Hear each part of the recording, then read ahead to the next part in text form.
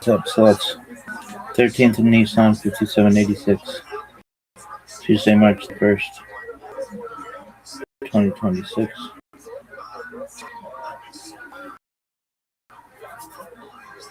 No one for sure elevate, elu, divrei, elkim, chayim, but this is the Missouri we live by.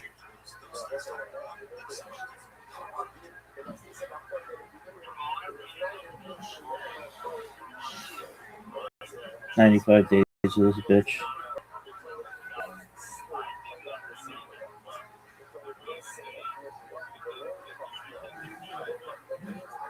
"3760, creation of the world, birth of Adam and Eve, Chava, 3631, 136, son of Adam was born.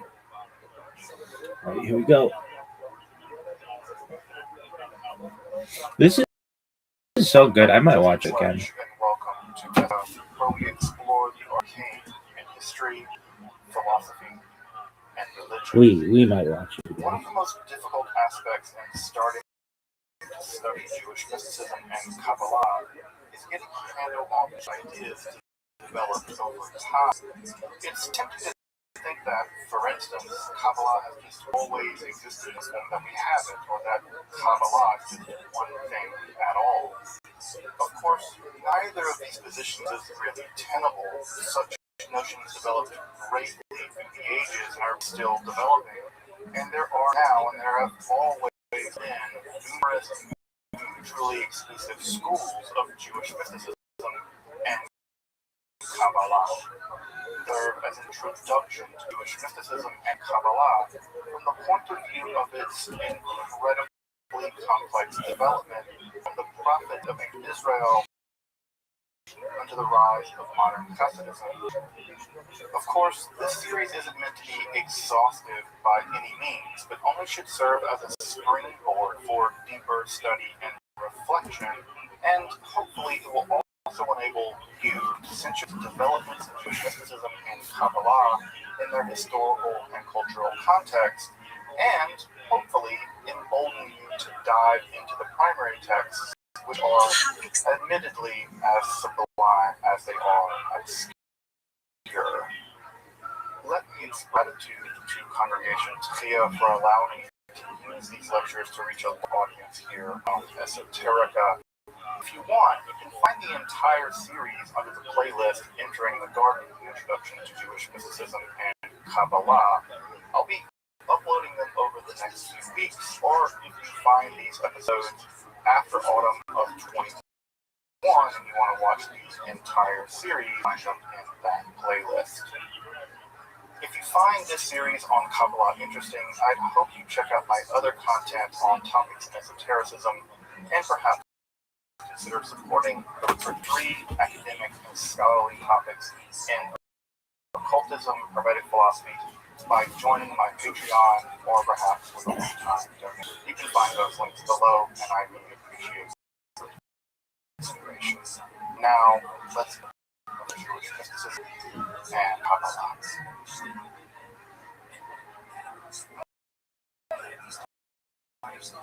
Folks, so let's just review a bit Shabbatai and let's move past Shabbatai on this guy. As you can see, he's there on the left, and as I mentioned a minute ago, this is a depiction from what this is what he probably looked like. It's actually pretty difficult to underplay that was Shabbatinism. We're talking about a movement that basically began in 1666 and didn't end until 1880s, probably. We're talking about a movement, sort of vast or inside Judaism, that led people to believe that abandoning Judaism was part of their self. I can't really articulate how much of a disaster that is. When people believe that converting to a religion that hates them, that is actively seeking their conversion to destroy their identity, it's a disaster. It's really a disaster. Now, when an individual Jew decides to convert, when an individual Jew decides to leave Judaism for reasons of conscience, that's business, and that's their right. And you should be allowed to convert to whatever religion they find basic fit. But the truth of the matter is, these people converting because of a choice they were making, They were converted because they're by people who delusionally believe in their messianic message. So in that way, I do see this as a kind of moving disaster train wreck stretched over 2 centuries. And Frankism was especially bad. We're talking about Jews had been systematically oppressed for centuries in Poland. They were brought by the thousands into Catholicism. And as you can imagine, the moment they converted into Catholicism, and ditto when they converted, converting back was not an easy thing. We should not forget that converting back out of Islam, you can get the death penalty. That's a process. That's a death penalty case. And of course, no one has to remind anyone about the horror of the Spanish Inquisition. Converting to Catholicism and then trying to convert back is not going to happen. This is a one-way street. And Frankism and Shabbatianism were a disaster for thousands of Jews over the course of a couple of centuries. And I think these should be considered forced conversions of a certain time, because they were predicated on the idea of potential. Things are ultimately going to end really fast. And that never materialized. The end just got delayed. And secondly, these conversions from Judaism to Catholicism or Islam, the mystical jibber jabber that underwrote them constantly changed. It was never systematic. There was never any spelled out theory about why this worked. You have a bunch of charismatic men at the center of this movement who benefit from these conversions. Frank benefits from Shabbatai in his own way, also benefited. And this is a situation where I think people were led into conversions that were, I think, forced by the charismatic leaders of that movement. In the same way that I don't think that we let Jonestown kill themselves. I think they were murdered by Jim Jones. I refuse to characterize what happened at Jonestown as mass suicide. That was mass murder dictated by Jim Jones. And so I think that in many ways these conversions were forced. They were forced by the corporate leaders. And to be clear, an argument can be made, make the argument, that this is what happens when mysticism goes off the rails. This is what happens when rationalism is abandoned. This is what happens when you allow emotion and you allow fervor that you don't really understand to basically run ramshot. And at the end of the day, I'm very sympathetic to mysticism. I'm very sympathetic in many ways to Kabbalah. This is the gutter of Kabbalah. It has converted. And it's a disaster of the ship. Now, what's interesting about that is that given this disaster, given the extraordinarily disappointment of the Shabbatian movement, given the mass conversions that followed in the wake of Shabbatai and Frankism, kind of got off with a light touch.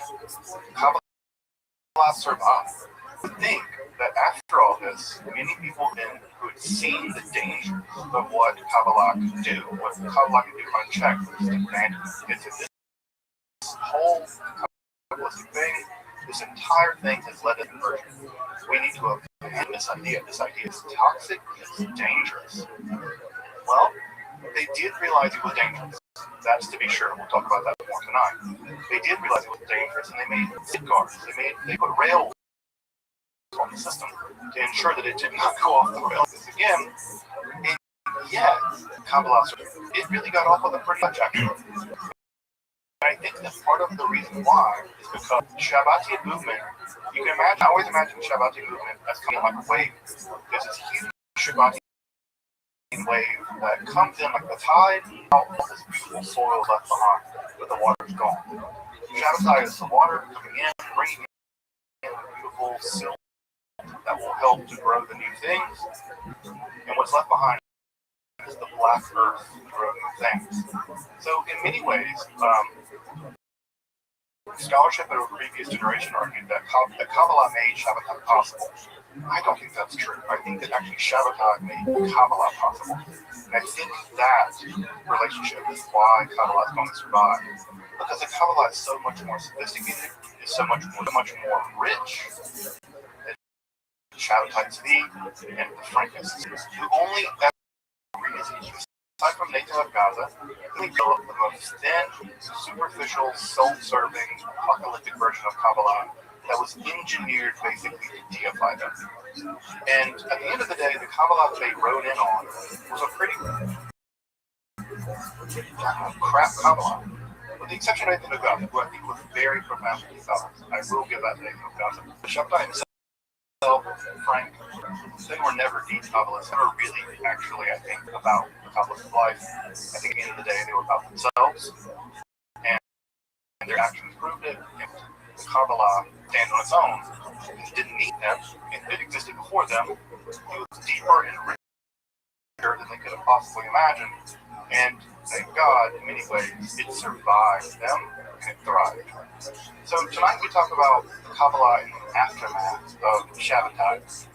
And what I want to really drive home about this is I don't post Shabbatian Kabbalah, because to me and the Frankist movement and all that stuff that we've been talking about, that's an aberration. And it was sort of like a night where everyone, it was like a bender. You know, everyone wanted a bender. They went to New Orleans. They got trashed. They did all the things. They went back to their home, and they shook off the bender. It's not Shabbatian movement. It's kind of a big bender.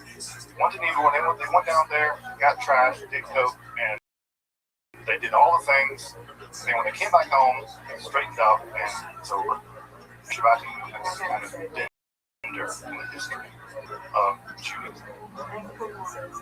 So what happens in the immediate aftermath of 1666 when Shabbatai converts? Well, obviously, the first thing that we've already talked about, there are people who are diehard believers who do everything they can to themselves, using every tool they have in Kabbalah and Torah to convince themselves that Shabbatai is the Messiah, no matter what. No matter if you apostatize, no matter if it splits in three groups, no matter if they all have to work in Catholicism, there's always someone out there willing to do the work of trying to convince everyone that this is true. And there are diehards in every religion, there are diehards in almost every, and no matter what happens, they will convince themselves what they want to believe. That's what camp. We spend a lot of time talking about them. They're going to be out there to the 1880s probably. Also in the immediate aftermath 1666, there were enough people who realized that this was a catastrophe. There were people who believed in Shabbat. In 1666, when they apostatized, they realized, oh man, this is bad. And what's also particularly important about this is that the people who, at the very beginning of this, who realized this was a disaster, people like Menashe ben Israel, the people who knew this was going to get crazy, never did the talk about it. From in history of Judaism, there's never a major "I told you so" moment. And when people gloat and people say "I told you so," and you can go jump in a river, and you believe in this guy, and now you're barking back in the tree. You're barking back in my tree, trying to get back in synagogue. Happy to pray to this idiot. Now he's abandoned you, and now what? You can go somewhere else. Go be Christian. What's incredible is the Jews and the rabbis who've seen people make this mistake. Well, and to my knowledge, I don't see the total of them. They just didn't do that. They were unanimous. And they began to do the work. And what was the work?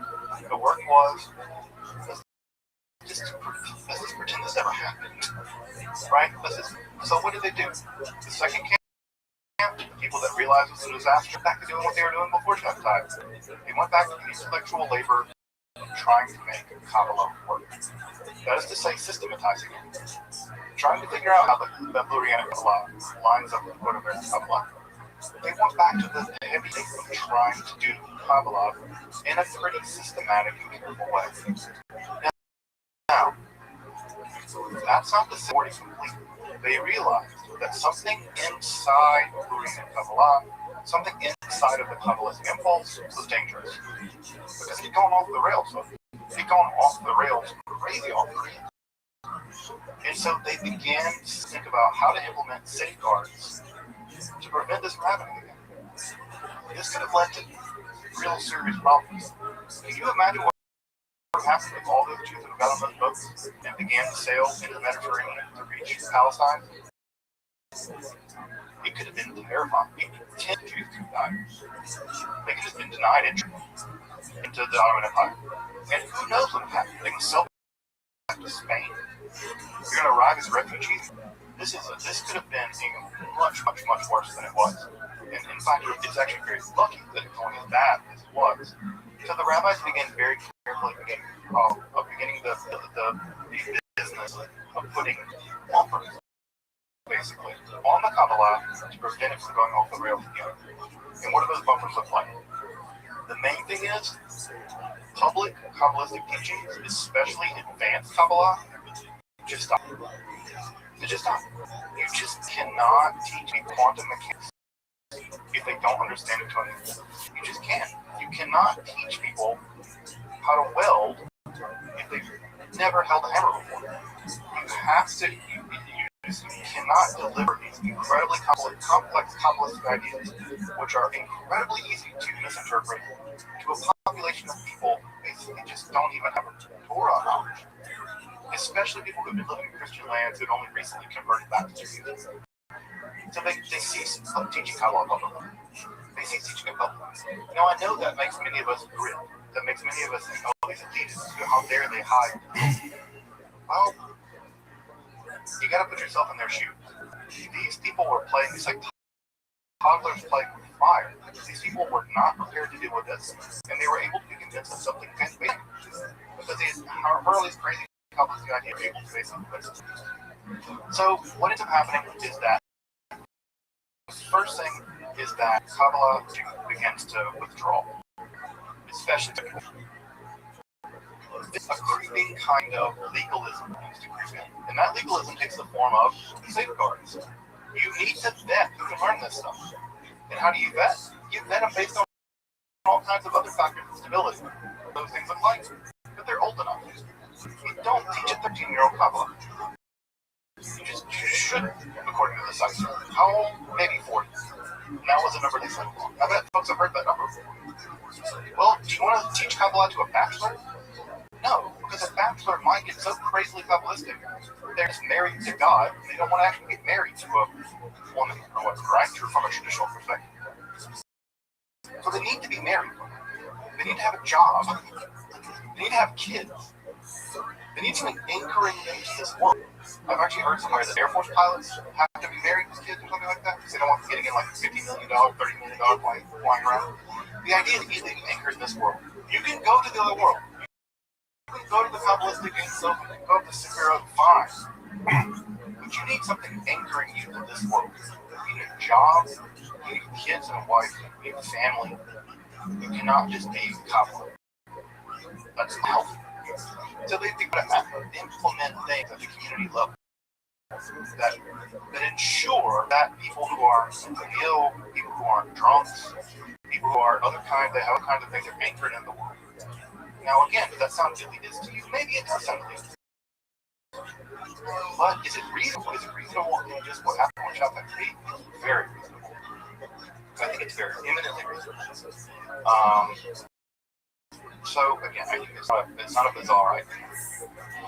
Third, there is a shift away in Kabbalah, away from speculation. That cosmological stuff has led to how the world got created, how Messiah became implanted in the world, as we talked about last time, with the 9 dragons, and messianic speculation just is going home. That's over. We're just not going to be messianic speculation. By the way, that's a return to Talmud. Talmud is very clear. The Talmud says, do not speculate about the beginning. Do not speculate about the end. Speculate about now. Right? Speculate about now. Don't deal with Masa Bereshit. And do not deal with the end of the world. Deal with now. That's a return to very Orthodox Judaism. And we're going to see that when we get to Chassidism in a minute, is the epitome of mystification, the mysticism of the now. Chassidism says, the now. What is in front of your face? The literal thing, the world we're living, more mystically important than what happened back then was going to happen later. And so Chassidism is going to pioneer the mysticism of the now. So they really take this into great height as part of an enormous genius of Chassidism. So there's a shift. And what does this shift look like? It's away from what's going on out here. Right? Because trying to figure out what's going on out here, that was dangerous. So what's the shift? The shift is into here. The shift is here. Right? The shift is into the mind and the heart. It's about personal piety. And so it's all about fixing you. We're not focusing our attention on trying to become Messiah anymore. That was a disaster. We're done with that. What we do now, we we now focus our attention on our inner piety. And so the shift in the Kabbalistic language is now toward inner tikkun, not messianic saving the world stuff. It's about saving you and your community, and that's when intense piety comes in. Form of these things we'll talk about in a minute. This idea of kavanot, intense spiritual concentration, and following Jewish law. Remember, part of what people were very upset about with chapter XP, the Shabbat rejection of Jewish law. And so what ends up happening is that Jewish law becomes then center, just like it was early on. Remember, the Zohar is highly legal. The Zohar never said you could commit the law. In fact, Zohar is very clear with the law that Kabbalah without the Jewish law, without Kabbalah, without Halakha, is incoherent. And so, in many ways, the post-Shabbati movement is a return to Kabbalah and truth. It's exactly divorcing Kabbalah from Halakha. In the mind of Kabbalah, I tend to agree. And so, this is the old school Kabbalah. So, in the end of the day, Kabbalah will, thank God, it deserves to be. It should not have been, and thank God it wasn't thrown out, the baby with the bathwater. Very glad. But we have to admit that I think the kind of safeguard put on Kabbalah in the aftermath of all this is reasonable. What's also important about this is this story sometimes gets told from a super Eurocentric perspective. Eurocentrism, here it is. The truth of the matter also is that Kabbalistic centers are also appearing all over the Jewish world. In many places in which Shabbatism really never took a big hold. And those places are going to be places like Yemen, although Shabbatism was very popular in Yemen and Morocco, Kurdistan, northern Iraq, and Baghdad, also in Jerusalem. Jerusalem, you'll remember, was a whole Jerusalem and Shabbatism from the very beginning. So these centers in the Arab, not of the European world, are going to be the first to come back online, and they're going to be introducing an enormous amount of Kabbalistic literature. That is that a lot of the literature has been lost, especially as Jews led Arab lands were expelled from Arab communities. A lot of that literature has been lost, and most of it, to my knowledge, remains manuscript. When I say manuscript, I mean handwritten books from the 16th century. So there's not even printed editions of these books. But we know, and I know this because of other scholars who sort of surveyed literature, there is a mountain of Kabbalistic literature out there, heavily working on monetizing learning in Kabbalah at this time. One of the real interesting personalities of this is Barzani. Akba Barzani is probably the first woman rabbi that we know of, one who actually really held that title. And she was a Kabbalist, and she seems to have had supernatural power in Kurdistan, in what is now northern Iran. And her father was very charismatic in place, such a prophet, and the only person that thought was his daughter. And so by default, his daughter took his place, and Barzani becomes basically, I think, the world's first real rabbi, and she's an active Calvinist. And there's a great children's book about her too, by the way. I don't know if folks have seen the children's book about recently. There's a children's book about her. I can look at it. But it's really neat. She's just a really incredible character.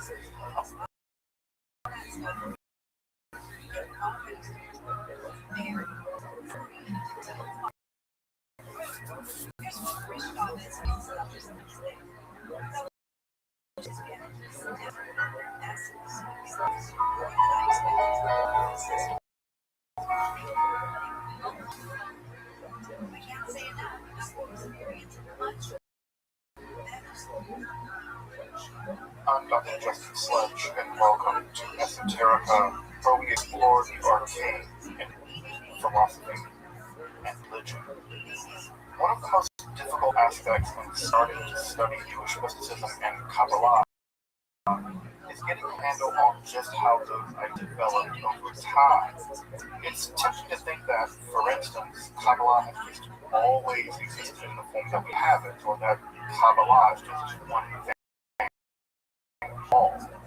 Of course, neither of these positions are tenable notions of greatly through the ages, and there are now, and there have always been, numerous mutually exclusive schools of Jewish mysticism and Kabbalah.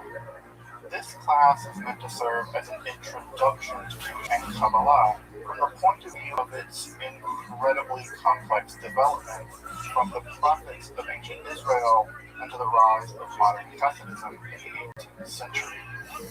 Of course, this series isn't meant to be exhaustive by any means, but only should serve as a springboard for deeper study, reflection, and hopefully it will enable you to accentuate developments in Jewish mysticism and Kabbalah in their historical and cultural context, and hopefully embolden you to dive into the primary texts, which are, admittedly, as they are, obscure. My gratitude to Congregation Sophia for allowing me to use these lectures to reach a larger audience here on Esoterica. You can find the entire reading under the playlist during the dark introduction to Jewish mysticism and Kabbalah. I'll be over the next few weeks, or you can find the episodes after autumn of 2021. The entire series, you can find the playlist. If you find this series on Kabbalah interesting, I'd hope you check out my other content as esotericism and perhaps consider supporting the production of scholarly topics in occultism and hermetic philosophy by joining my Patreon or perhaps with a one-time donation. You can find those links below, and I really appreciate your consideration. Now, let's enter the garden of Jewish mysticism and Kabbalah. All right, everybody. I really can't believe I'm saying this, but after third session, we are now on session 14 of this supposed to be a 9 series, Jewish mysticism and Kabbalah. And of course, 14 sessions is still too few. I could basically keep teaching this class one day a week for the rest of my life and still not exhaust all the things there are to say about Kabbalah. And I'll be very honest, this last session is going to in some ways be the thinnest because this is where my head's out, and I'll be very frank about that. It's just honestly the case. My expertise, I hit a wall, and my wall really is really with Hasidism. I don't know really as much about Hasidism as I probably should. Still learning about Hasidism, and everything from roughly the 18th to the 21st century is where my gap is. Everyone has gaps in their knowledge. It's important to acknowledge the gap, not to pretend to know things we don't. And it's definitely from Hasidism that has my knowledge. Not that I don't know anything, but there are certainly people out there who know a lot more than I do. In fact, I just invited a good friend of mine to do some talks at Congregation Sophia about Hasidism. I really do feel like I gave it short shrift. There's a lot more attention, a lot more deep attention than I gave it. So I reached out to a good friend of mine who knows a lot about Hasidism to maybe do a lunch on there. So we'll see if that works out. But at any rate, welcome to the I would say welcome to the end. It's not the end. It's welcome to the ellipsis, the dot. Kabbalah is not going to go away anytime soon. Jewish mysticism, Kabbalah is doing actually a lot better now. Early part of the 21st century. In the middle of the 20th century, Kabbalah in some ways is at death's door, and it's doing much better now. So in a substantial way, I'm not saying goodbye to Hasidism or goodbye to Kabbalah. Rather, we're saying it's going to continue to grow and change. And I've heard really cool, exciting things about development where we're in sort of new and dynamic Kabbalistic thought. And if we do end up from Palestine for a few months next year, I'm looking forward to kind of getting this going with the Kabbalistic world there in Jerusalem. Well, as we marked last time, the sort of post-Shabbatai world is, I would say, that it's actually more sophisticated in many ways. The Shabbatai was marked by a relatively thin understanding of the law, really, and that's part of why the Taisvi was so successful as that people really didn't understand what was going on first in Kabbalah. And when you read something of a very technical nature, you can be overwhelmed by it, by things that simply aren't true or deep. They can sound deep, but in fact they're not. And I think it's true of a lot of things that went on in Shabbat. It sounded Kabbalistic, had a Kabbalistic veneer, was even a bit. You realize that the reasoning that justified what on with Speed and Frank was, I think, pretty facile. And I think that once people realized that this is just, gold building, they abandoned it pretty quickly. So the years after Shabbatai Speed, after the whole business, what you get is a kind of conservative backlash in the world of Kabbalah, and that shouldn't be Shabbatai business. It's a complete disaster. And so what ends up happening is it's kind of a closing of the ranks. That is to say, after the people doing is returning to the period, return to the Kabbalah much like it was in the period before Shabbatai, where things were a bit more guarded, which I think is probably not always for the worst. And so the developments within Kabbalah, in fact, the developments that come since then have been relatively conservative. Which is to say, we don't see major development in Kabbalah. There's never really been a significant word in Kabbalah. It's one commentary, footnotes. So that relatively conservative movement marks Kabbalah from about the mid-17th century all the way until now. And as we talked about last time, two major Kabbalistic schools in the aftermath of everything. One of those is Jerusalem, led by Rabbi Rothschild in Poland, and those two will become the central schools, so to speak, of Kabbalah, the big school, in the period after. But of course, it's worth pointing out that Kabbalah also developed very highly technical Kabbalah in Baghdad, Pakistan, in Morocco, and Marrakesh, the center.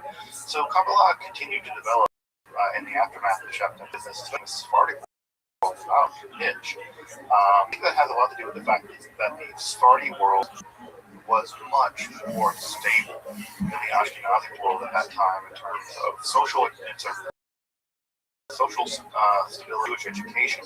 Again, I think I mentioned this several times ago, that a lot of the people that were seduced by the Shabbat movement were people who had only recently really come back to Judaism. And so they don't really anchor in Judaism in a very profound way, in a way that French communities in Baghdad, they've been there for 1,000 years. Easily 1,000 years. And so when I looked at the whole Shabbat, so because they had a much, so the Sephardi world was a bit less affected by the whole thing. And so in Jerusalem, never in the whole Shabbat business, it's extricated as soon as they could, that one of the largest Kabbalistic schools in the aftermath of all of it developed. As I mentioned last time, the two schools take very different directions. The school of Islam is going to take the form of really intense inner Kabbalah prayer, and that school again will last basically until 1969, when the last school, which is amazing how long the school lasted for hundreds, although very tightly guarded, very typal student oriented. And the other is a Klois, and that is going to be influenced by Polish and Lithuanian Kabbalah and Jewry. And Polish and Lithuanian Kabbalah is going to be mostly remarked by its intense intellectual Kabbalistic speculation. And so out of that world is going to flow a mountain of highly intellectualized Kabbalistic systems that are going to make the work of systematizing Lurianic Kabbalah, especially vis-a-vis the old Cordovera family type of this period also saw, as I talked about last time, the rise of Hasidism. Hasidism is important.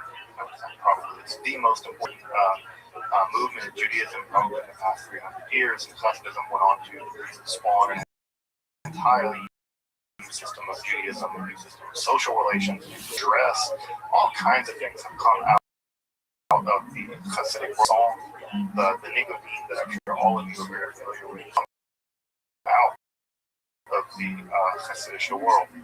And so it's on extreme piety But also piety is meant to find the divine in the everyday. It's a piety in which God is lurking all about you, but you can't see God. The divine is everywhere.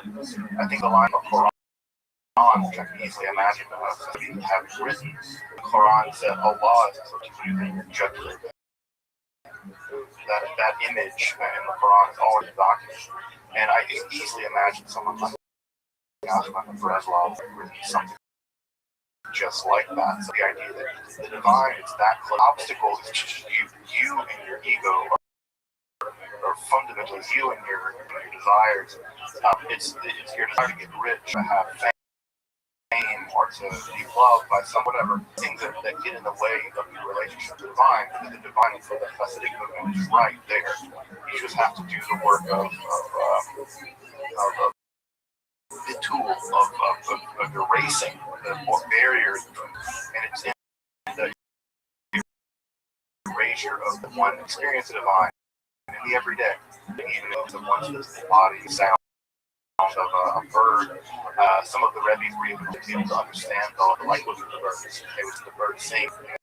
They said they're singing, they're talking, they're having theological, that the Rebbe's could understand the ViralRabbi, and that ViralRabbi allowed them to hear the debates and the birds. I always found like sitting in the forest, listening to the birds, rather than hearing like the rest of us,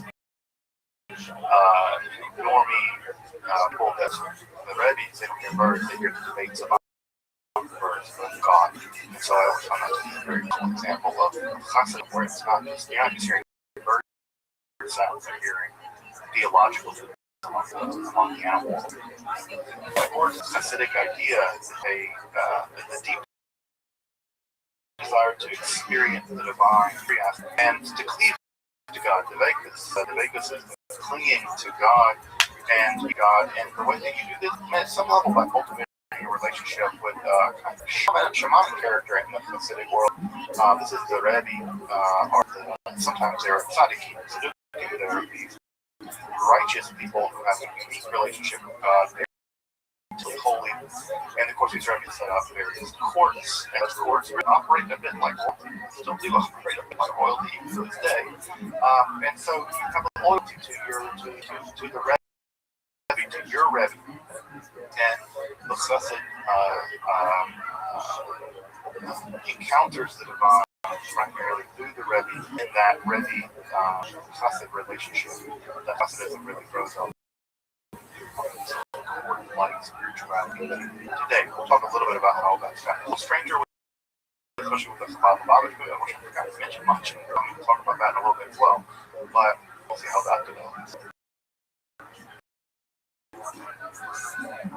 So, as we talked last time was that what I think that no one really realized in the aftermath of the whole Shabbatai Tzvi thing, that as much as the Shabbatai Tzvi business was a disaster, happening in the background that was a bigger deal. The same year that Shabbatai Tzvi converted to Islam and apostatized in 66, and I'm sure as many folks in the room know, 66 is a dynamite year in the history. It's the year that Isaac Newton discovered invented calculus, discovered invented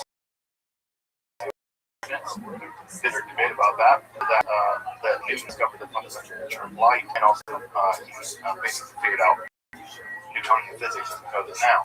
He published all that in 1666. This is called the year. So at the same time that Newton was figuring all that out, inventing calculus and all this stuff, sometimes being converts to Islam. So it's difficult. I know that for many people, and for me too, when I think about Shabbatai's conversion, I think of it as a big thing. It's something that happened in a long time ago. And I think of somehow Newton, a long time ago. Newton feels like I could just sort of, we can play chess and something together. Star Trek. At the same time, they happened the exact same year. And so what's coming down the pipe, and what I think the Jewish world did not see out of this entire Shabbatai business was the Enlightenment. The Enlightenment was all around the Jewish world, in France,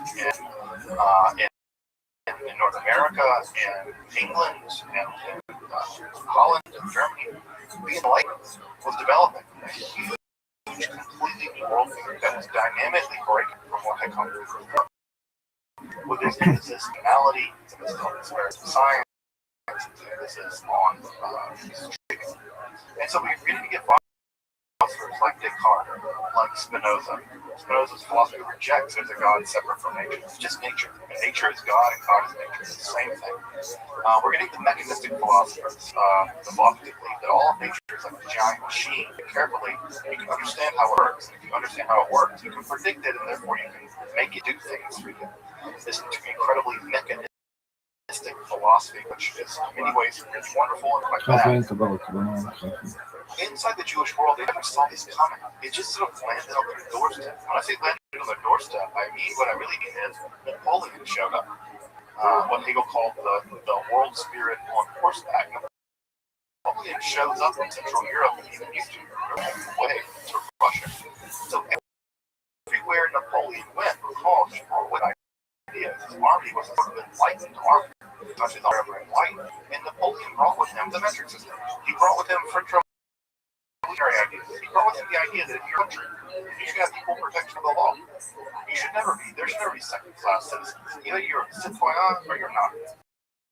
And if you are a citoyen, you have the rights and privileges of everyone else that is the rational law. Now, of course, I'm not saying Napoleon was perfect or anything like that, but he was Hegel thought at some level he represented the very movement of Geist, the very movement of God, in the realization of Godness. And of course, Hegel got disappointed with it later, but made a big Hegel. And so this is at the same time that the city movement was taking off. And so when these two movements come into contact each other, there's going to be a break-off in the Jewish world where some Jews are going to become very attracted to Enlightenment values, and they're going to incorporate those Enlightenment values into the Jewish world. And that is called the Haskalah, the Enlightenment. And I think for almost everyone here in this class, and almost everyone, all of us are pretty enticed. So by Enlightenment ideas. The idea of equal protection of the law, you can't be just killed because of what you believe in. That we have a rational system of weights and measures that we do in this country, but in many countries in the world. That the scientific, the very fact that this machine is proof of the success of the Enlightenment. So for many Jews, the Enlightenment was the solution to so many problems in the world, both in terms of the inner battles of the Jewish world, what they thought to be a superstitious world ruled by elite dynastic rulers who divine the will of God. And who knows how we figure these things out? And they believed in werewolves, believed in all this stuff, Kabbalah. Many Jews were very disenfranchised with that and wanted to rush into the role of the Enlightenment. And they did. Jewish folks here. I imagine for many of the Jewish folks in this class, one of the children, great-grandchildren of the masculine, of the Enlightenment, because the Enlightenment was very, very successful, for better and for worse. So what ends up happening is that this new kind of rational Judaism, integration of Enlightenment with Judaism became incredibly polarizing. Also, for the Jewish folks in the room, we live in an incredibly easy world compared to our ancestors, because in many ways we can adapt both worlds. We can be religious, and we can be in the light somehow. Well, that is distinct. There was no middle ground in the 18th century. Either you join the Enlightenment camp, or you stay on the shtetl and you stay in the world of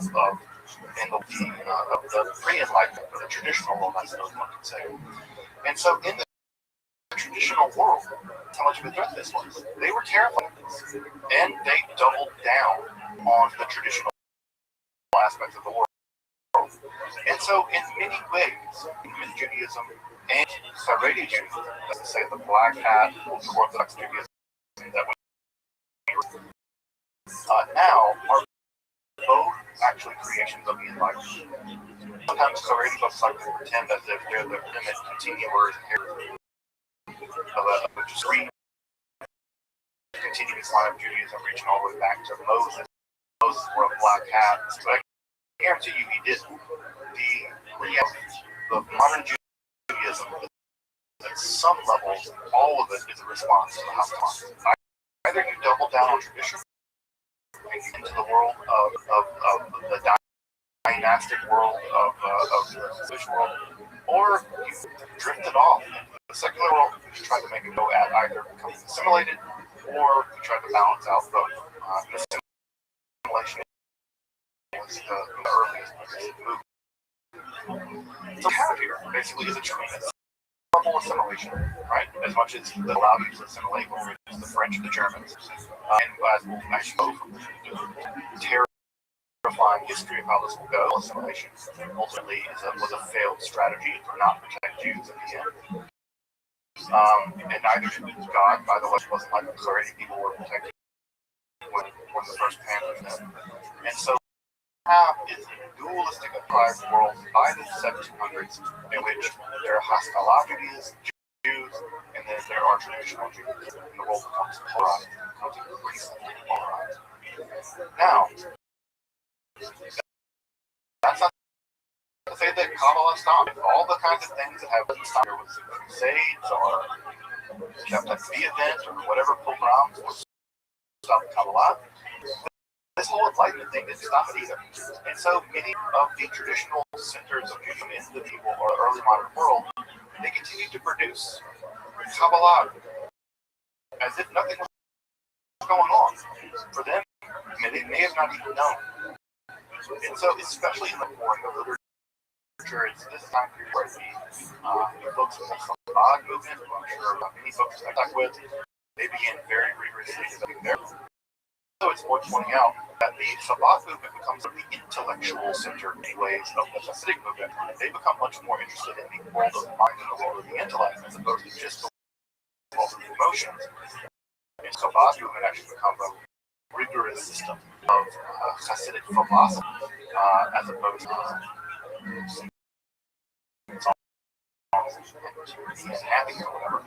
So like Rabbi Rothschild, which most folks have heard of, Nachman Breslov, probably one of the most famous Rebbe's, of course, known for his deep spiritual reflections and his existential torment that he experiences. He was a person of great highs and great lows. I guess most of these historical people are kind of manic depressive in this way, and so he had this extreme joy, extreme sorrow, feeling, and ultimately he's going to get brought to the neo-Hasidic movement, which we'll talk about in a minute, but also the Nanach movement, which I imagine if you've ever spent time in Israel, encounter some Nanach guys, which tend to smell as pious as they are. They wear the knit caps with Nanach written on it, the music is danced around. There's really possible fault, something.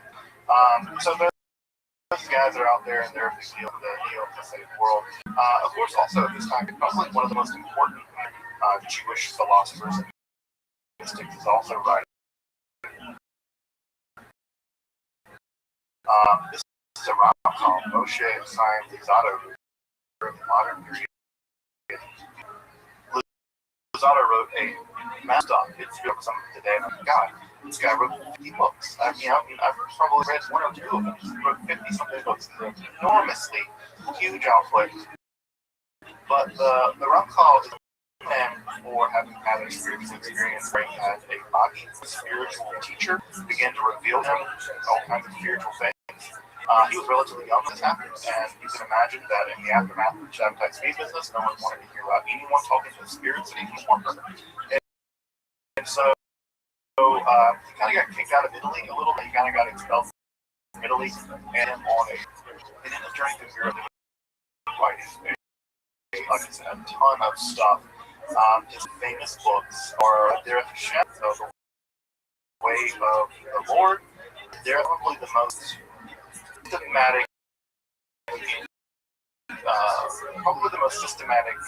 collection or systematization of Judaism that incorporates both philosophical issues and Kabbalah system. Derech Hashem, you get it in Hebrew and English, you want to study it. It's a fantastic text that really does the work of the sort of philosophy of the day. That won't look updated. It's a book. The other major book is a book on ethics.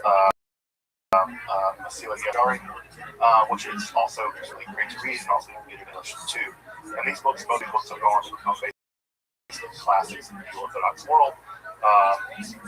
There's even study sessions. They study these books over and over and over again all through the year. So Derech Hashem, Sharim are classics of Judaism. They become classics of Judaism, and again, they incorporate Kabbalistic and non-philosophical elements into one text. Plato is probably say he's the most important Bible. It's the most important Bible. And so, very, very important. Also, over in Eastern Europe, continuing to do classical Kabbalah. A lot of what's happening at this point in the linguistics is a lot of assumption texts, which are trying to again systematize them, but also there are a lot of encyclopedic texts. They're just going through and trying to list things, describe what things are. One of the problems that comes along with more technical Kabbalah is that the Hebrew language just isn't actually that philosophy. Technical reasons why this is. German is a far better language for doing philosophy, and Hebrew is a sort of clumsy language when it comes to doing philosophy. And it's also a bit of a clumsy language when it comes to doing Kabbalah, ironically enough.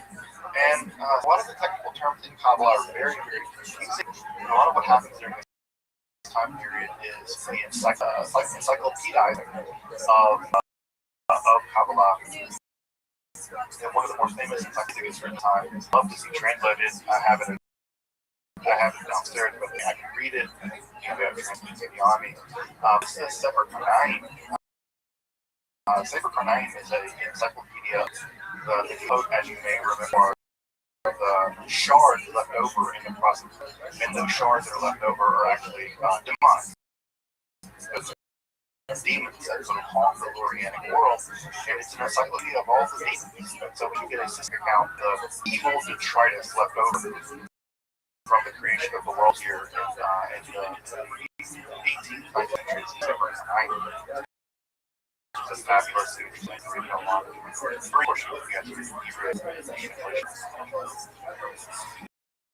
Now, as you probably all know this, in the 19th century, the amount of anti-Semitism in Europe doesn't go away.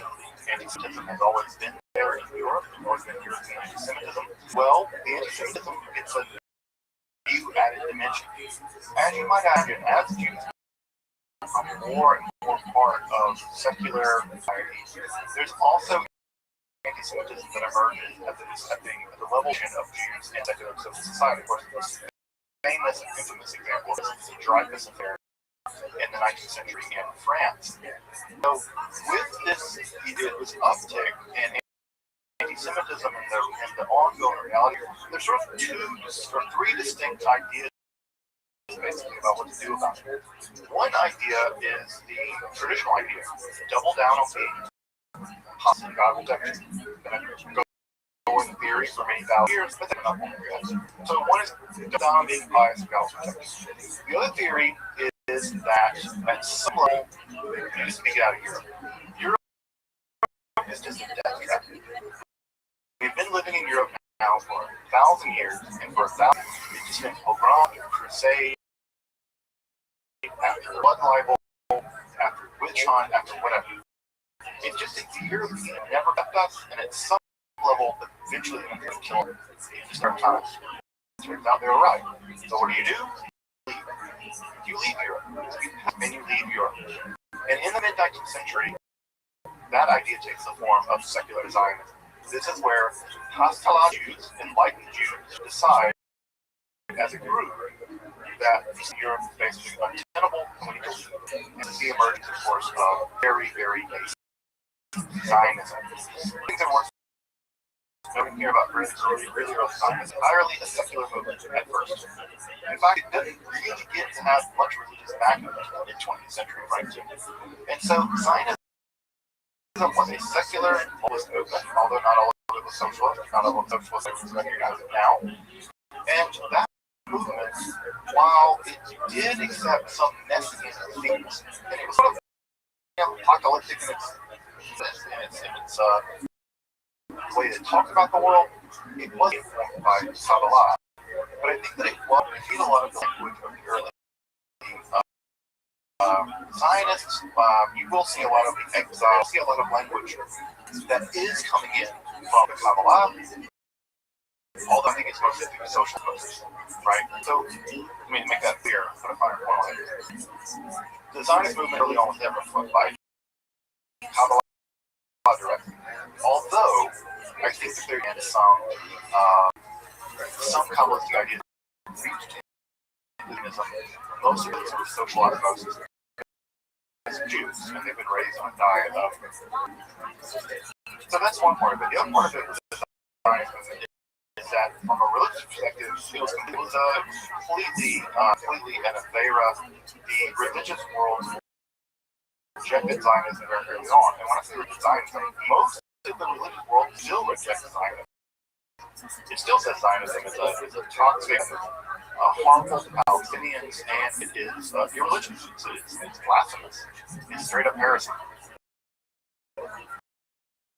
And so this early, even I think even the reformers in Germany, they were Zionism in two major conferences.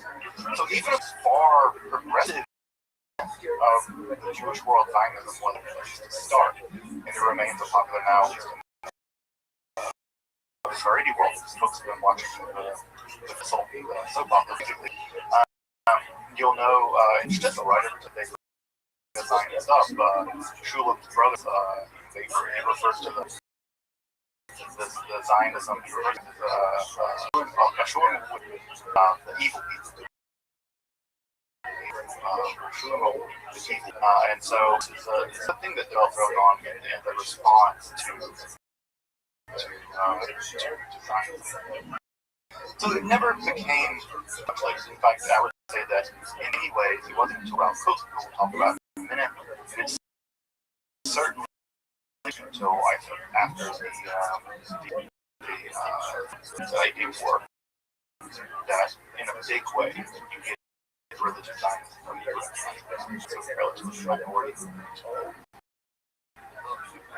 Of course, it continues to develop, right? It's not like the Kabbalah stops. Mistake in the slide, but I want to talk about this a month ago. But here's the last thing I want to talk about here is that in the 19th century, what also happened in non-Jewish world is there's sometimes what is referred to as the occult revival. The occult revival was a re-interest in occult sciences, alchemy, and sort of a romantic interest in this stuff. And what you get are people like Sibley and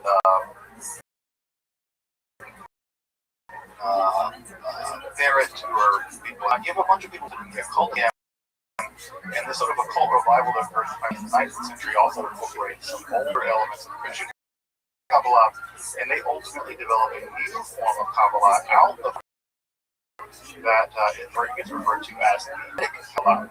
And this is a completely non-Jewish, occult-centered version of Kabbalah, primarily used for engaging in ceremonial magic. So we have elements of Freemasonry being combined with elements of Renaissance magic, and then that being fused together with elements of Kabbalah, and that develops what we now refer to as the Hermetic. There's Jewish Kabbalah with a K, there is Christian Kabbalah with a C, and now this develops eventually in the 19th century, 20th century, Hermetic Kabbalah used. And these forms of Kabbalah continue into occult practice all the way to this day. So again, in the 19th century, Kabbalah undergoes another mutation, although not a Jewish mutation, but primarily in the Jewish world, primarily in where this occult revival takes place. So the Hermetic Kabbalah is out there, and there's a whole big world of people, spirituality is wrapped up with the very sophisticated, very complicated system of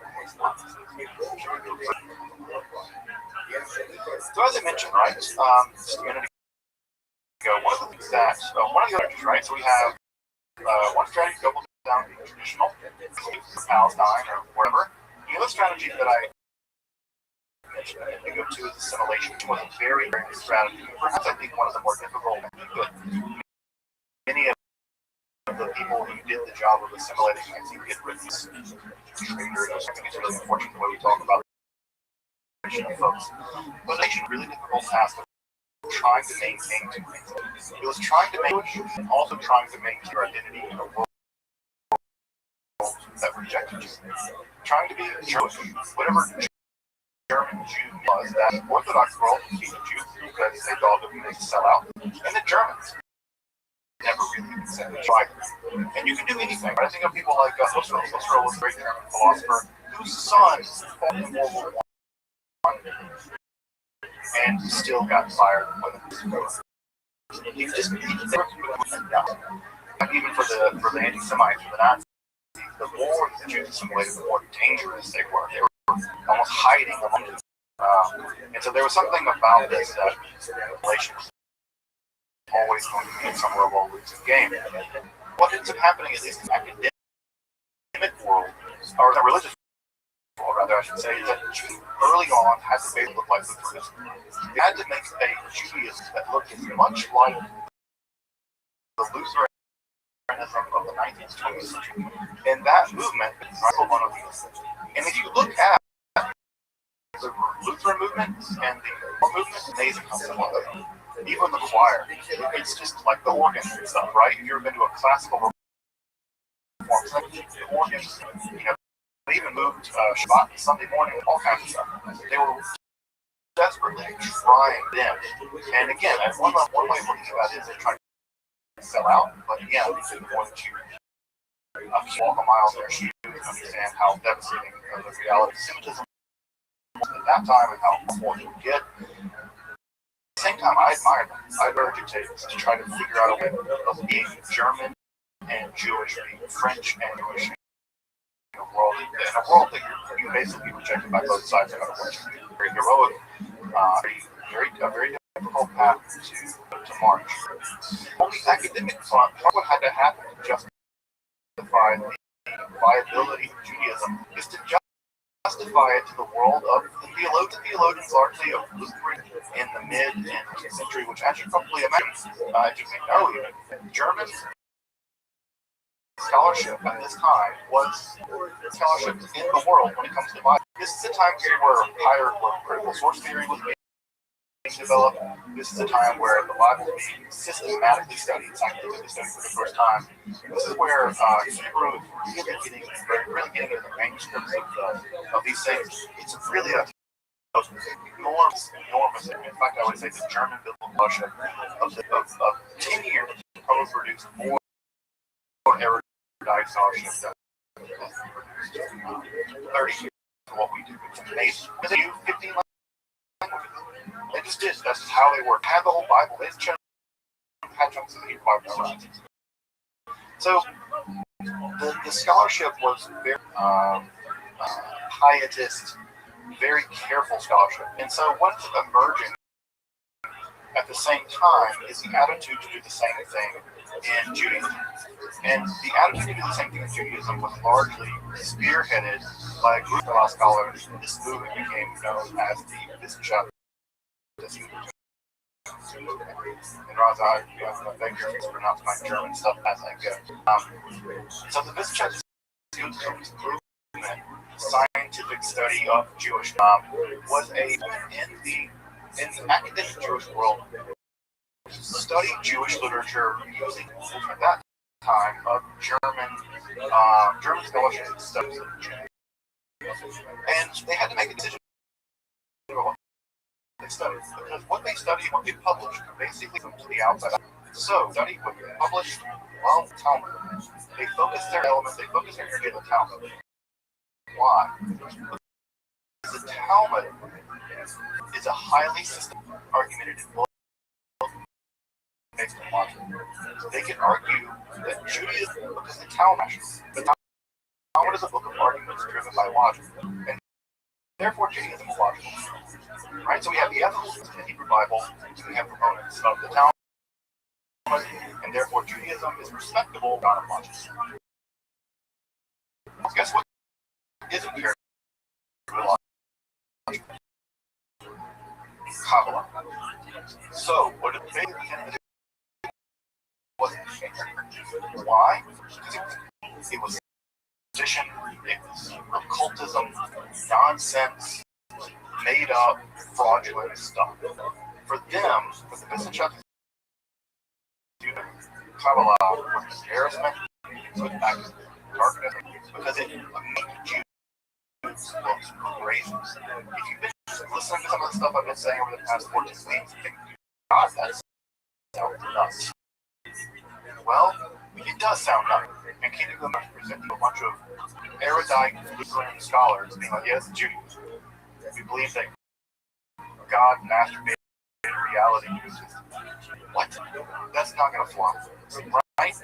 It's going to make you. It's going to reinforce every negative stereotype about the Jews. The Jews are irrational. They're driven by nonsense. The Wissenschaft students had this decision, and the decision was not Kabbalah. Talmud.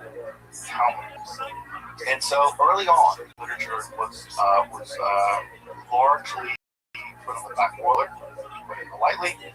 And as you might know, at the same time, this is also at the same time that all of the movements are being reformed. The movement, the conservative movement, the argument, the Reconstructionist movement began in the early 20s. All of the movements,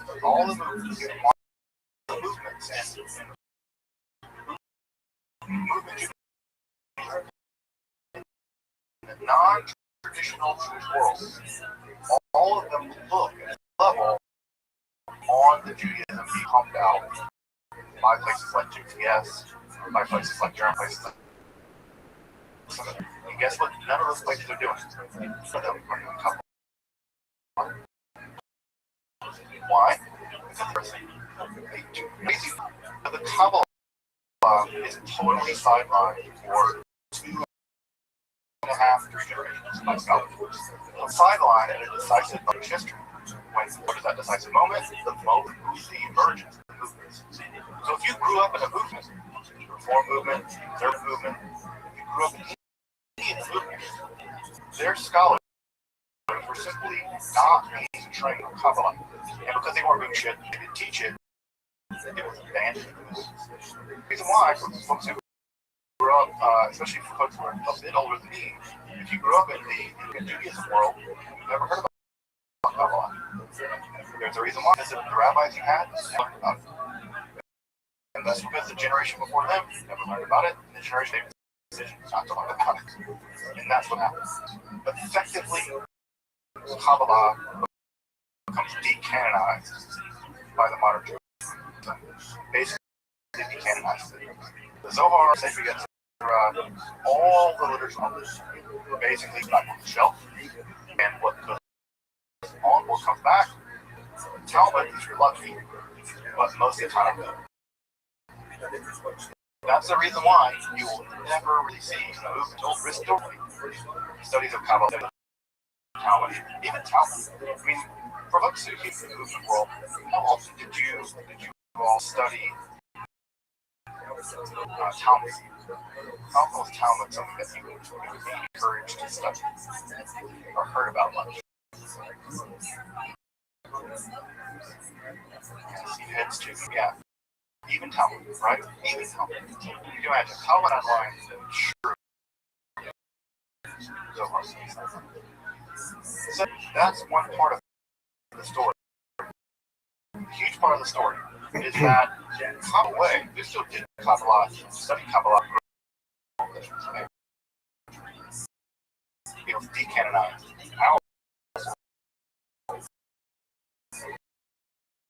It's only now limping back into recanonized more books than that. No way to avoid the elephant in the room. What's the Holocaust? The Holocaust devastated Jewry, but in terms of Kabbalah, it really devastated the Hasidic world. And the reason why it devastated, as you might imagine, is the Hasidic Jews live basically in these social, various types of social networks. They are distinct. They look very Jewish. They dress like Jews. Targeting them was the easiest thing in the world. They all live in the same ghettos. So liquidating them and killing them very, very easy for the Nazis. So the Hasidic world was destroyed in the Holocaust. I think proportionately, and Roz would be the better expert in this than I would be, that the Cincinnati world suffered apocalyptic levels of devastation, and they were losing ducks. And also their theology was so many of them rejected Zionism, not trying to flee Palestine, and what it was mostly to flee Palestine, because they were also tied to their Rebbe. They also didn't want to individually leave, right? They were tied to this. And so if the Rebbe didn't leave, and lasted right, the mark, when the Einsteins removed them, they're living in that. They're living in that shtetl, that Rebbe. And it doesn't take but an act of a really blackout drunk to basically eliminate an entire Hasidic dynasty. And Chas v'shalom, that happens over and over and over again in Europe, especially with I think 1 in 4 South or something like that. In hospitals, it's just a big story. And actually, no, the only people keeping the light on at this time, Michelins, for Kabbalah, are it's the people in Eastern Europe, it's the traditional people. They're the ones keeping the lights on. And the execution by the beasts that were the Nazis, the light goes out. The light went out. It was a devastating blow to Kabbalah. Now, luckily, our Sephardic brothers and sisters, they were still doing Kabbalah in Morocco. They were still doing Kabbalah over in Baghdad. They still doing it in Northern Africa. So it wasn't like that was a devastating blow that was dealt to European Jews. It is just important to say that the Hasidic movement, the European Jews, were very important centers of the development in Kabbalah, and the Holocaust were profoundly destroyed. Some continuity. Luckily, they did survive. Many of them survived. And they would regroup. Some of them in America. And in fact, the 2 largest groups, Samar, eventually, Samar eventually made his way out over the war, in the middle of the war, and Rabbi also made it out as well. And they refounded their Hasidic dynasty. Real so Burl Park and Crown Heights, respectively, go visit the land. Just right over there in Brooklyn. You folks know this, right? In Israel, the real holy land over there is where I'm going out. So, folks, the rebound. How did this rebound? We have the Holocaust, we have the Haskalah, we have this justice. How did this rebound? It rebounded in a couple different ways. The rebound, in many ways, separates philologists here. Forget that Gerhard Scholem, also people forget that he was Gerhard Scholem. He got Gershomized later, from the idea, but Gerhard Scholem was a young avid philologist. He studied language. That's why his scholarship is so top-notch. We read. And Scholem, the crazy argument that Kabbalah to be academically studied. It just deserves academic. It's part of Jewish history. We need to study it. And so in the 1920s, Gerhard did the heavy lifting of reading basically every single Kabbalist book he could get his hands on in the archives. Every single book. Being the good German scholar that he was, he did that. And unlike the Wissenschaft students who was really important to Kabbalah, Gershom Scholem, Gerhard Scholem, argue convincingly that there simply wasn't enough Kabbalah. You couldn't do it. You couldn't imagine Judaism without it. Judaism was important, or Kabbalah was as important in history of Judaism as Talmud, as anything else. So, Scholem argued over that Kabbalah had to be reintegrated both academically and historically into the history and thinking about what Judaism. And this was easy, folks. And when Scholem, who was already an established scholar at the time, was invited to JTS, he was a lecturer at JTS Theological Seminary there in New York.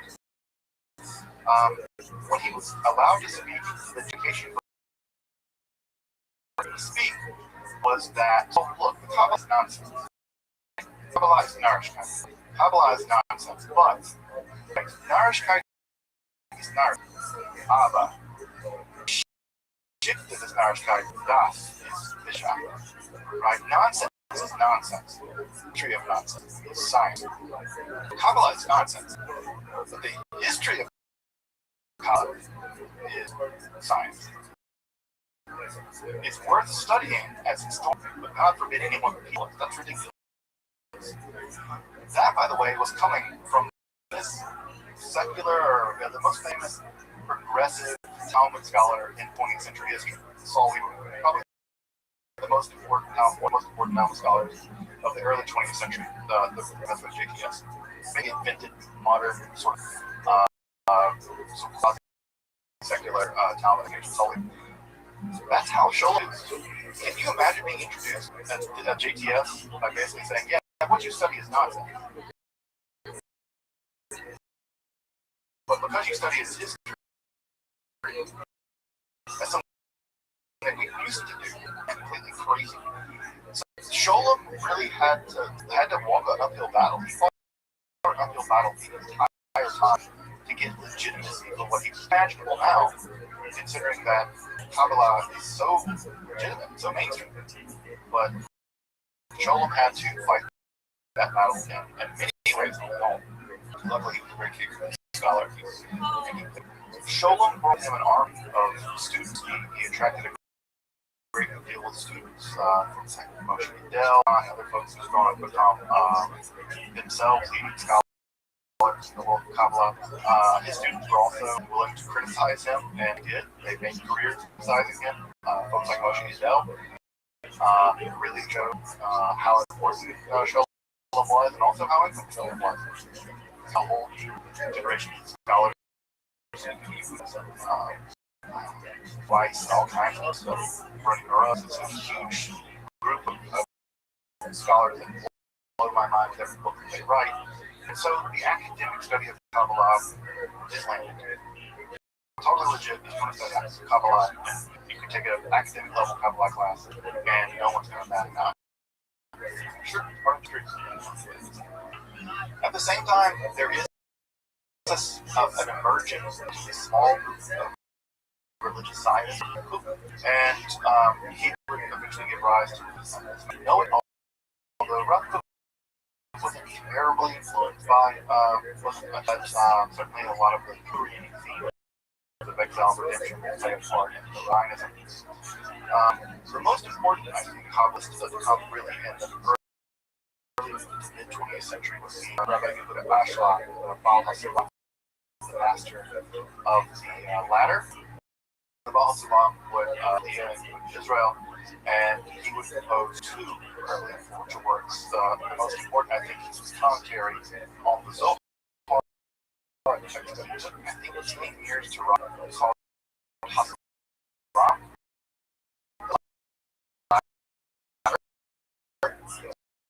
And this is a book introduction to the Zohar, modern, easy, accessible to a whole lot of people who otherwise would not be able to read it in the original.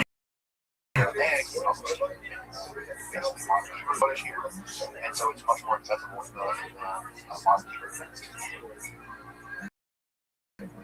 So many people who read are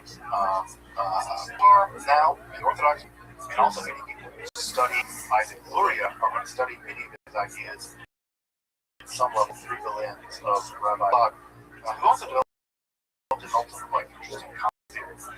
I can think of based on some ideals in North Israel and Alps.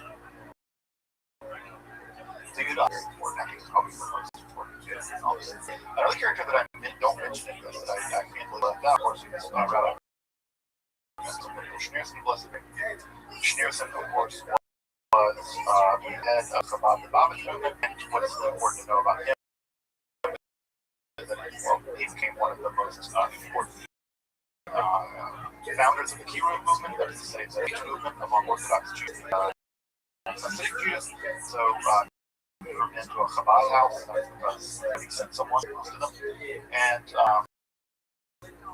Menachem Schneerson founded this Kiruv network of Chabad movement, and he was just a huge history of 20th century Judaism. It's really hard to downplay all the really important things he did. But one of the things that's worth mentioning here that's important going into 21st century Judaism is that when he died in the 90s, it was already believed in his lifetime that he was the Messiah, and then when he died, people really became his Messiah. It's movement in the world, it's not a super movement. I don't think it's 90s.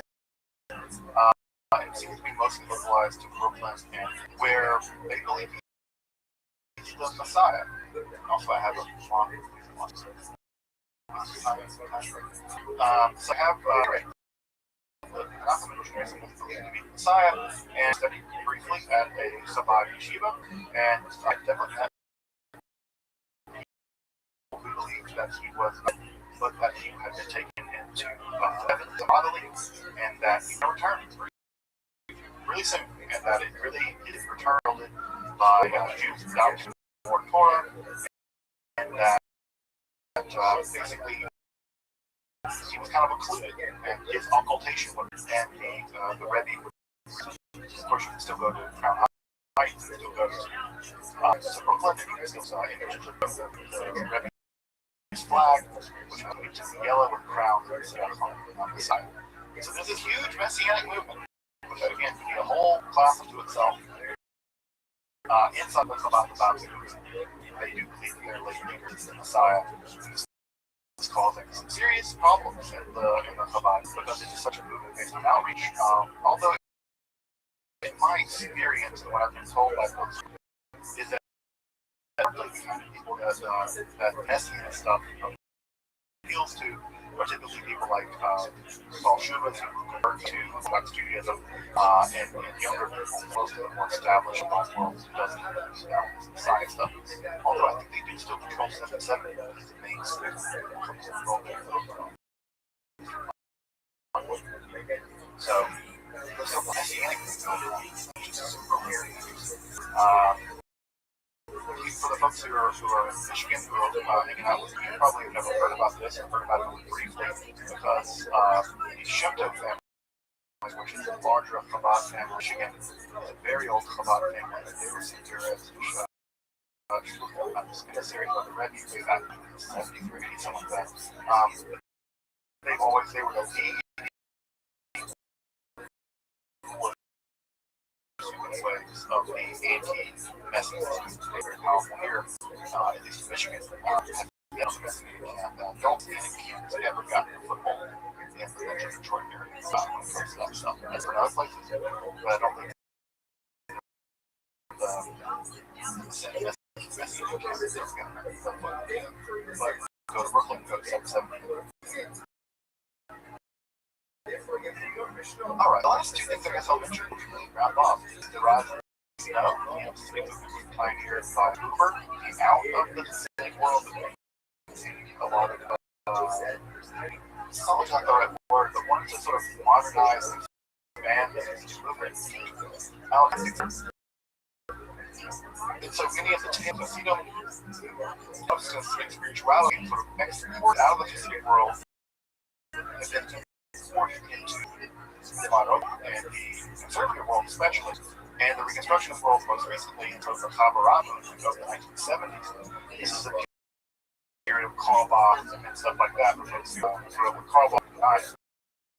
And so it's in that we have the rise of what we call the Neolithic movement, and this movement is extraordinarily popular in the Jewish world, and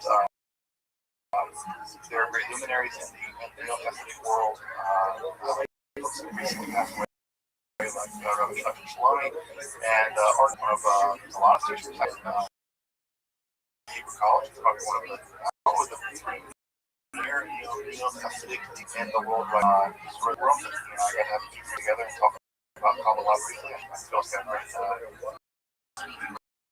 great honor to be able to hang out with one of the Gaons of Hasidic group. And so I got to spend some time with our Green, Boston, and Milan. So the Neo-Hasidic movement is alive and well, and it's popular. It's growing in popularity. And what's like your Joe Weisenberg and really channeling Hasidic ideas into music that they're going to continue. The last thing I'll mention, this is the thing I imagine most already know, is culture Kabbalah. The Kabbalah Center led by Rabbi Rothschild, which has received a lot of criticism, but whatever, I think that it's a legit form of Kabbalah as much as anything else, at least from an academic perspective. The Kabbalah Center, they have outfits all over the world. It's sort of franchises kind of, and they teach a very specific kind that is tailored toward celebrities, basically. Another of non-celebrities that get into it is a form of sort of new age traditional Kabbalah, but there's been famous folks like Madonna, Britney Spears was into it for a while, which Britney Spears has a Hebrew tattoo on the back of her neck, Kabbalistic tattoo. I don't know what sense Kabbalistic tattoos make, but I think she's from the city, so I think we sure we're home state people, so good. So people like Britney Spears and Madonna, so I think we sure we're home Louisiana. State, Come on. Yeah, I know about. So people like Britney Spears and Madonna embraced Kabbalah way, and apparently I think Madonna was doing concerts on Friday night because of her kinds of Kabbalistic beliefs. I think that the material goes from here, right? She's from Bay City. Madonna's from Bay City. So it goes from here. So, she is from Mississippi. Madonna was influenced very dog. heavily by Kabbalah, some of what Judaism. People who've been influenced. The Kabbalah Center is very polarized. It's very controversial. We've got some trouble with money stuff. A religious organization gets involved with celebrities and gets in trouble with money stuff. Could you believe that? So the Kabbalah, in many ways, is out. Musicians, other folks becoming really influenced by Kabbalistic ideas. And those ideas are becoming mainstream, right? Very mainstream.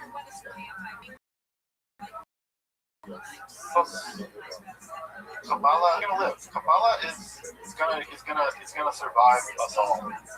It's back. The Kabbalah had gone through a couple thousand years now of messiahs, dead messiahs, apostate messiahs, a mountain of books and commentaries. Gone through, I think, almost every kind of travail a religion can go through, a philosophy can go through. No, that I can think of has gone through this much. Communism or communism or whatever. Kabbalah has gone through so much to transform, adapt itself. And when I think about the Kabbalah, I'm very happy and very glad to be alive now. Because we're now living in the golden age of Kabbalistic literature. More available to anyone else when it comes to accessible information. More Kabbalistic teachers are available. Secular Kabbalistic education is available. Completely secular academic Kabbalah. Also, you can go to dozens of teachers about Kabbalah. And Kabbalah is accessible to people who've never accessible before. Women, LGBT folks, it's accessible in a way that it never was before. And so, I say that Kabbalah dies. Kabbalah lives, Kabbalah will live, for the family been able to, at some level, withhold the secrets. You have to work hard to learn Hebrew, learn Aramaic, you have to move to Israel, move to Brooklyn. You have to do a lot of heavy lifting if you really want to get into Kabbalah. But you can. It's there. So much of it is right? So much of it is via the interlibrary alone. You go right there and learn secrets of the Kabbalah that would have been utterly inaccessible to 99% most of people. There they are, immediately available. Even English translations of things like the Zohar, massive 12 volumes. There was no translation of the Zohar.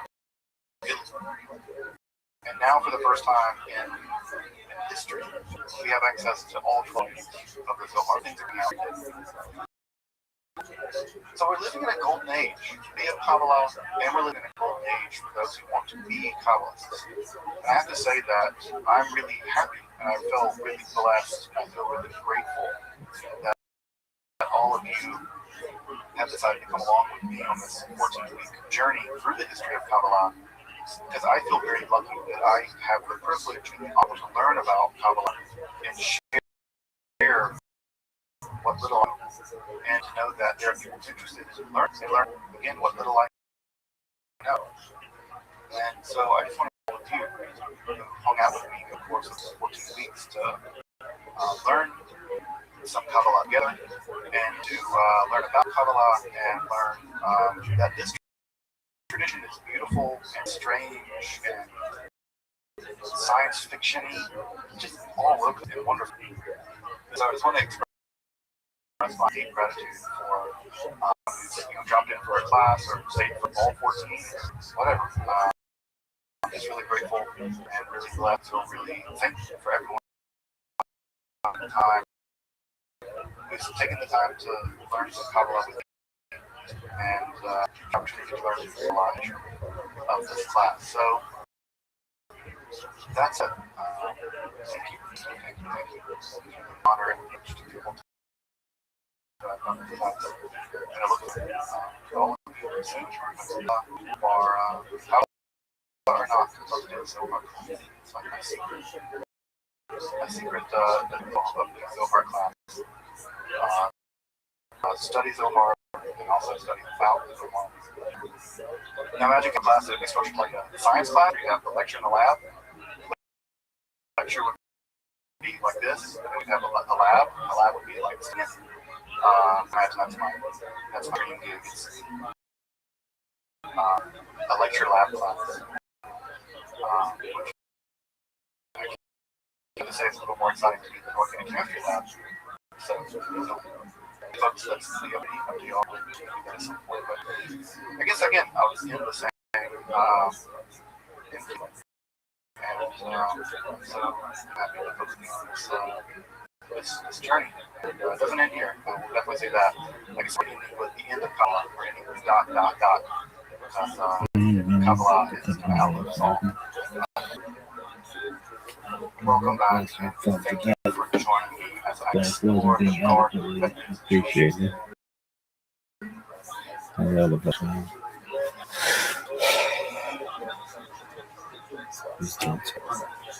Yep.